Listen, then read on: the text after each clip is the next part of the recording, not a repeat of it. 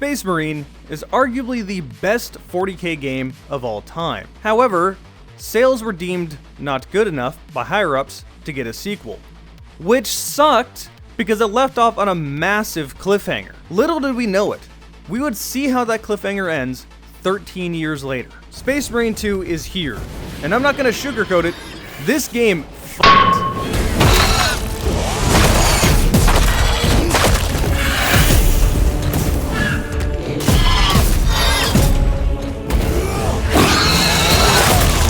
So when's the Doom Space Marine crossover? Hey, Jarek here, and I can't tell you the last time a AAA game came out and was actually as good as the trailers made it look. No, not just as good, far surpassed what those trailers showed. Usually they're buggy messes that decided to shove season passes into a game with barely any content and make it a hero shooter or an extraction shooter or a battle royale for the millionth time. No, Space Marine 2 feels like Space Marine 2. This is a proper sequel to the game we all loved. I'm cutting straight to the chase here. I'm not making you wait till the end of this video. If all you want to know is whether or not this game is worth buying, yeah, go buy it right now. I wouldn't even wait for a sale. This game is that good. The campaign alone gives you about 7 hours of co-op fun with up to 3 players, and then there's an extra co-op campaign on top of that for another 3 to 4 hours. In total, a single playthrough is going to take you roughly 10 hours of gameplay. And that's not even talking about the multiplayer, the PvP aspect, just the co-op and single player. But none of that content matters if it isn't quality, right? Well, yeah, this is a proper AAA game through and through.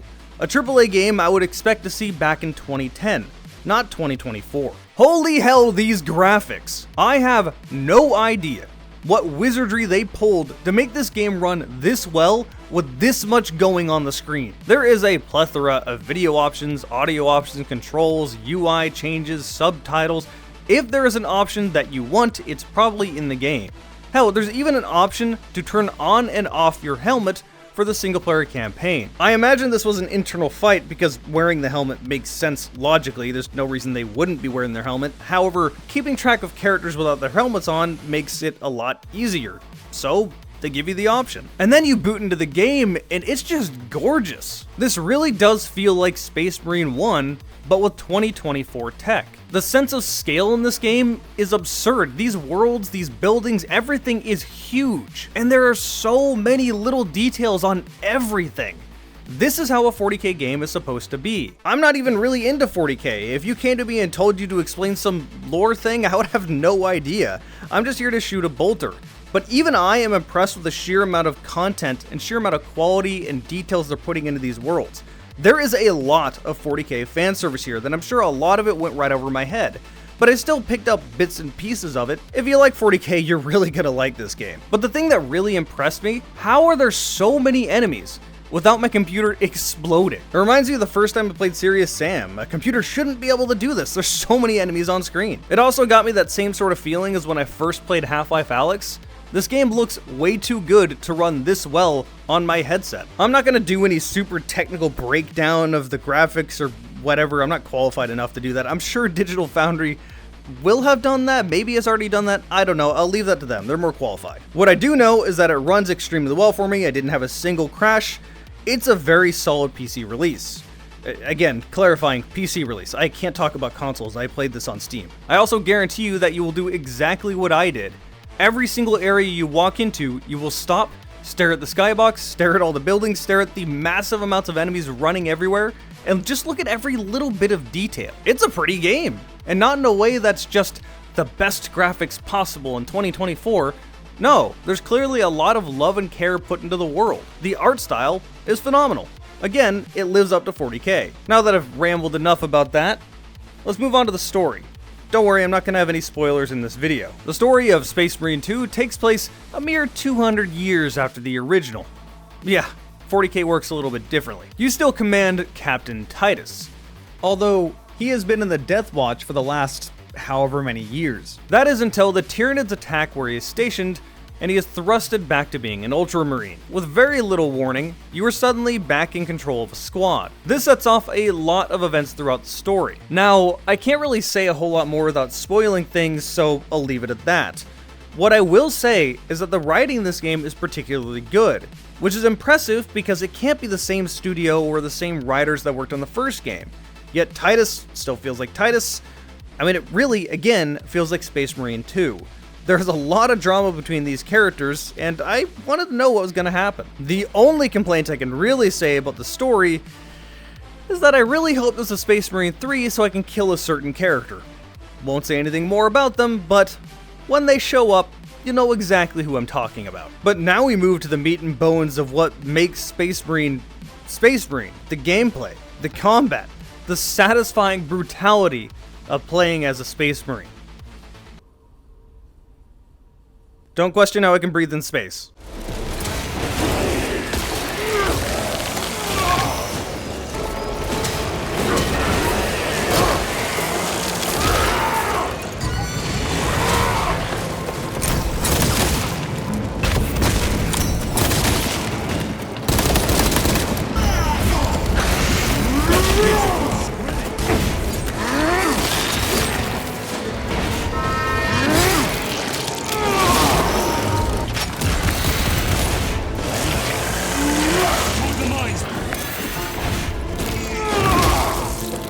Holy hell, this game is brutal. And it needs to be. I mean, that's how the first game was. Also, you're a Space Marine.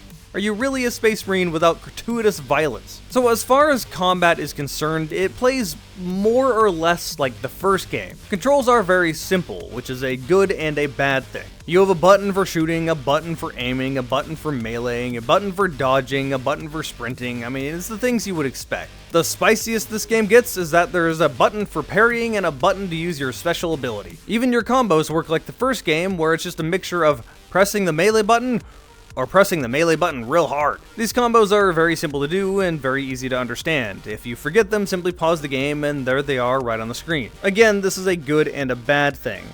It's simple, so it'll be difficult to mess them up, but I do wish they were a little deeper, as I would like to have more hack and slash in a game that's kind of a mixture between a shooter and a hack and slash. But it's not bad. I mean, they could have done this a lot worse. It's just like the first game. It even has the basic resource management that the first game had, which was really ahead of its time, may I remind you. Your shield will regenerate, your health will not. Hurt an enemy enough and you can do what is effectively a glory kill and get some shields back. Weaker enemies give you less shields, stronger enemies give you more shields. However, there's some extra things added on top of this that weren't in the first game. If you dodge an opponent at the right time, the enemy will be open to a firearm takedown. This will give you your shields back. You can also do this if you use a heavy attack with numerous melee weapons. But what about that parry mechanic I mentioned earlier? Well, the enemies will flash blue, and then you can press the parry button and parry them. The timing on this is pretty lenient, and it's a basic system of do I parry or do I dodge? Again, may I just say that holy shit, these animations are amazing. They are so brutal and satisfying. In fact, my biggest complaint about the game is that I wish there were more animations. You will watch the same ones over and over again. I would like to see some variety here, but God, I still love them. I can't complain that much. As for progression, even better, you can do it with your buddies, and it's drop in, drop out co-op.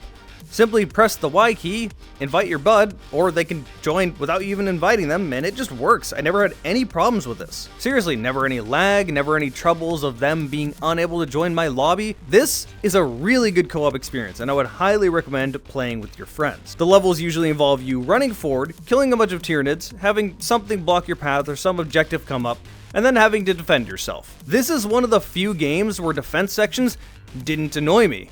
They're pretty frequent, but it's just so satisfying to get rid of all of these hordes of enemies, especially when you have your friends with you, all of which have different abilities. You see, your squad in-game has 3 main characters.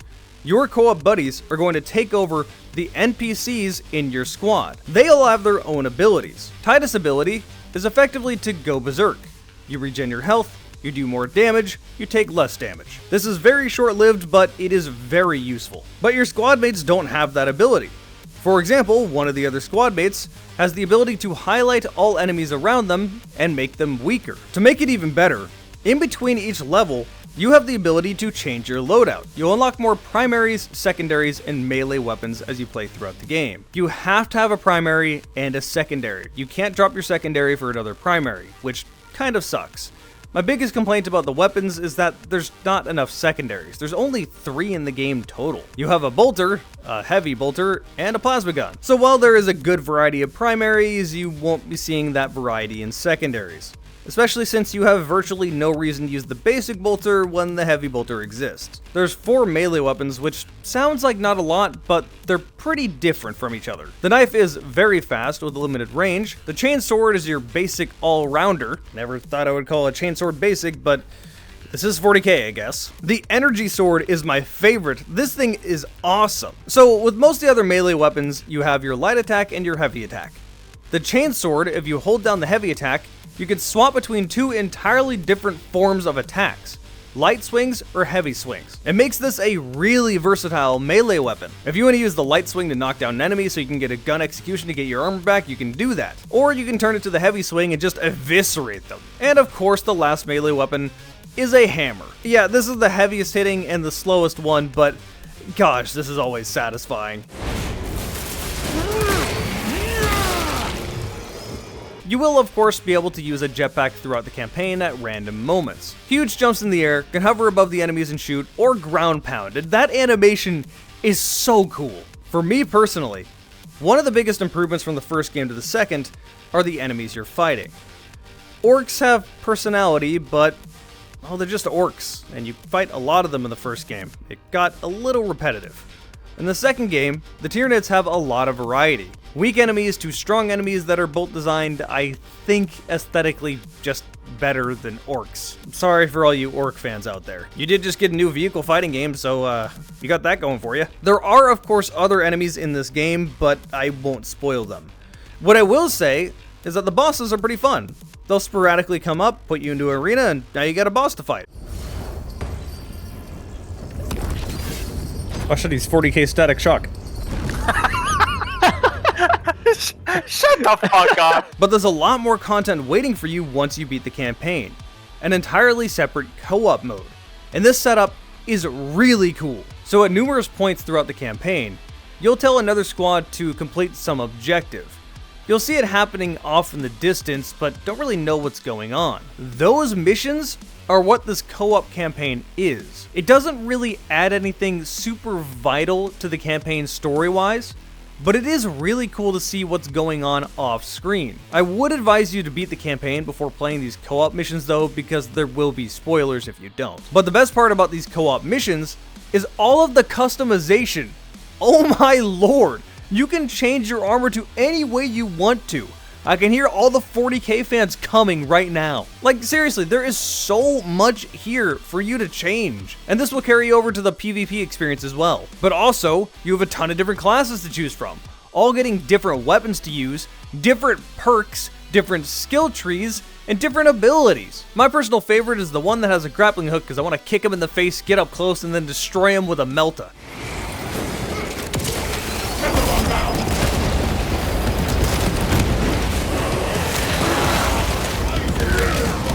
Yeah, this is not going to be a one and done game.